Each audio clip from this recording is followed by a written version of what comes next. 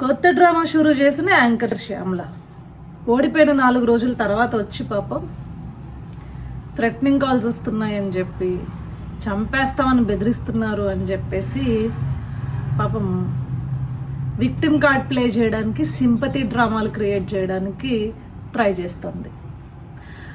అదేదో rave party గురించి ఏదో ట్రోల్స్ చేశారని గబగబా వెళ్ళిపోయి కంప్లైంట్లు ఇచ్చావు కదా, పరువు నష్టం దావాలు వేస్తా అన్నావు కదా.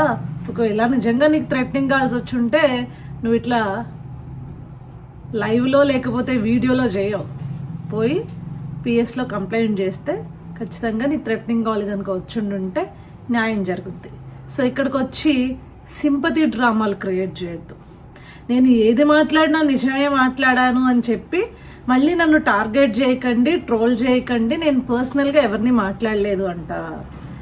నువ్వు పవన్ కళ్యాణ్ గారి పైన వ్యాఖ్యలు చేసింది తెలీదా, లేకపోతే పిల్లి పిట్ట కథలు చెప్పేసి తెలుగుదేశం పార్టీ నాయకుడు చంద్రబాబు నాయుడు గారిని కానీ లేకపోతే పవన్ కళ్యాణ్ గారిని కానీ ఏ రకంగా సంబోధించావో గుర్తులేదనుకుంటున్నావా?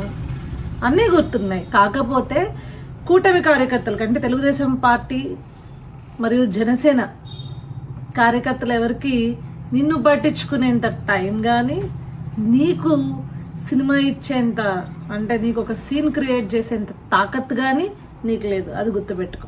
ఎందుకంటే నువ్వు నెల్లూరు నుంచి శ్రీకాకుళం లెక్క చెప్పావు కదా రూట్ మ్యాప్, నువ్వు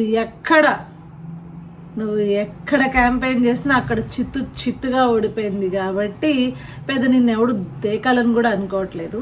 సో మీడియా ముందుకు వచ్చి ఈ షోలు ఆపమ్మా. ఒకవేళ నిజంగా కనుక నీ మీద ఏదైనా ఇట్లా థ్రెటనింగ్ కాల్స్ అవి వచ్చుండుంటే పో, లీగల్గా యాక్షన్ తీసుకో, ఎవడు వద్దనలేదు. అదే కానీ అంతేగాని మా పార్టీ తెలుగుదేశం పార్టీ మరియు జనసేన పార్టీల దగ్గర నుంచి ఇట్లా కార్యకర్తల దగ్గర నుంచి ఇట్లాంటి కాల్స్ వస్తున్నాయని చెప్పేసి మీడియా ముందుకు వచ్చి సొల్లు పురాణాలు చెప్పి డ్రామాలు చేయొద్దు.